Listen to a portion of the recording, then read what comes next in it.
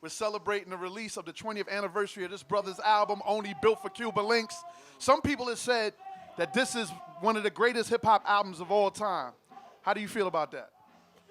I'm humble, man. Thank you. You know what I mean? It's like, you know, when you making it, you just making it. It's like, I let the people call it, but it's an honor, man. It's like, I love hip hop that much, so I feel like as long as I've been into it and it been in my veins, it's like I should be able to have that crown. But I'm humble, man. Thank you, man. I'm trying to make more. Now, you put out this album August 1st, August 1st, 1995, you put out this album. 20 years later, you and Ghostface, y'all been on tour doing this 20th anniversary tour. How's it been on the road? Everything cool, you know. People been coming out, especially places that, you know, our market is kind of low. Like, I've been shocked, and everybody just been coming out showing love. I'm talking about singing it, see, like beginning to the end. Like, you know, records that I never even done before, because sometimes when we get on stage, we don't get a chance to do every record. You know, we may do one or two or three, but these guys is knowing records that I was shocked, and they was screaming it at me. So it was interesting though. Wow. I read somewhere that when you and Ghost first recorded this album, that y'all was trying to go to either the Bahamas or Bermuda to record the album, but there was a lot of racism in the country where y'all was trying to record, so y'all wound up recording it in RZA's basement. Is that true? Well, you know, we always was working from RZA's basement from the door, far as when it came to production. When it came to production, it was like it started from RZA's basement. But when we was able to get the production together, you know, we was like, yo, man, let's take a little trip. Let's go somewhere. Me and Ghost decided to go to the Bahamas, only just to be out there, to be on the beach, nighttime, the music playing, and just going to our Marvin Gaye chamber. But like we said, the hospitality that was going on out there, we felt a little racism going on, you know, and not only with us, but it was the workers there. And it was like, you know, I'm not racist until somebody becomes racist to me. You know, and I just was seeing how they was treating the workers, and they was nice, and I guess we was just too boisterous, and they was like, yo, we don't want y'all to stay here no more because y'all being a little bit too boisterous. So we was like, all right, well, we been kicked out of better places, so you know what? We going over here now. And we was like, yo, you know what? Where we want to go? Boom, boom, boom.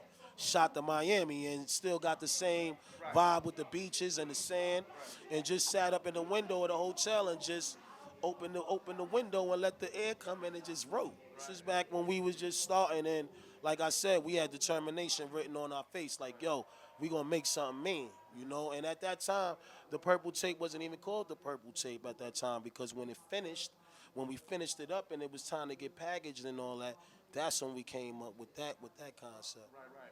And then also on the Only Built for Cuban Linx album, that's the first album where all y'all aliases, all y'all, you know, your AKAs was displayed on the back of the album cover. Who came up with that? You know me, yours truly, you know.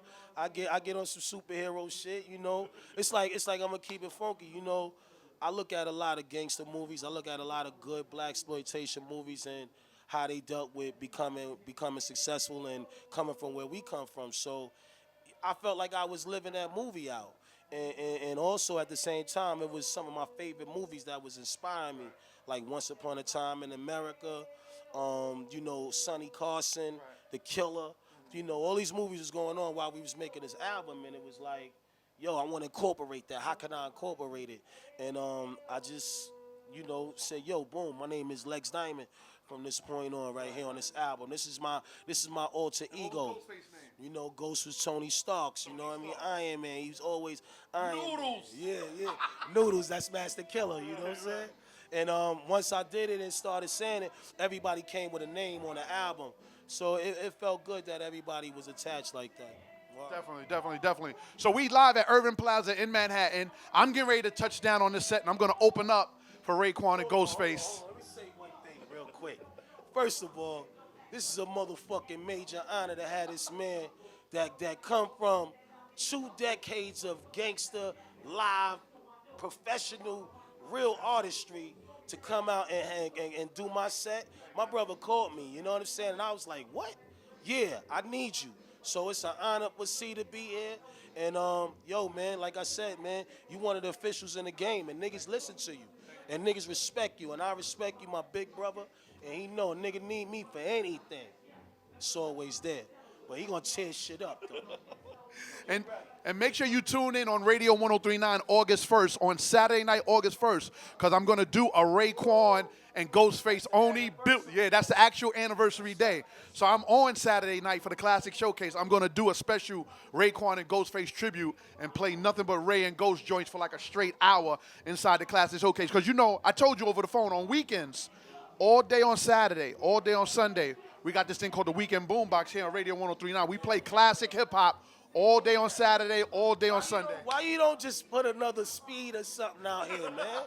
Please, That was man. a club. Club Speed was a club I used to do here in New York from 2000 to 2006, and they used to run through it. Speed in the tunnel. That's all I knew. You know what I'm saying? And if you wasn't in them two places right there and knowing what's going on and know what real hip-hop is about, then you know, I can't speak on what's going on today. It's different. Well, I thank you so much for having us come here and interview you. And congratulations on 20 years on one of the greatest hip-hop albums ever recorded. Like, when people say they top 5, people mention that only built for Cuban Linx, brother. And you and Ghost made a masterpiece, and RZA and the whole crew. And I congratulate you on 20 years, man. And let me say one more thing, you know what I mean? I want to say, yo, I thank you as well, because you was connected to the greatest rapper in the game. You know what I'm saying? No, that's one. That's one. But I'm talking about no big. Yeah. My bad. Two of the greatest of all time. And thank you. You know what I'm saying? Because you was there, see? You bear witness, the energy, the posture that you brought to the game. You made Burroughs connect. And like I said, all I want to see is brothers like him, Slay, Flex, you know what I mean? Clue. You know, just stand for this, man. Because when I go to other cities, it ain't like that for us out there. So why when I come home, and I'm not even hating, because I helped a lot of other cities get up too. And once I help, we help. This side of the world help. So, you know, I just want to see my brothers more, you know. That's why I made this move to this radio station. Because it gives me the opportunity to shed light on the legends. That's what it gives me. It gives me the opportunity to shed the light on the legends, the people that made this whole thing what we do happen, man. And I think people really understand that and they respect it. But more importantly than anything, just keep that New York sound, man. That's what I call it anti-ratchet.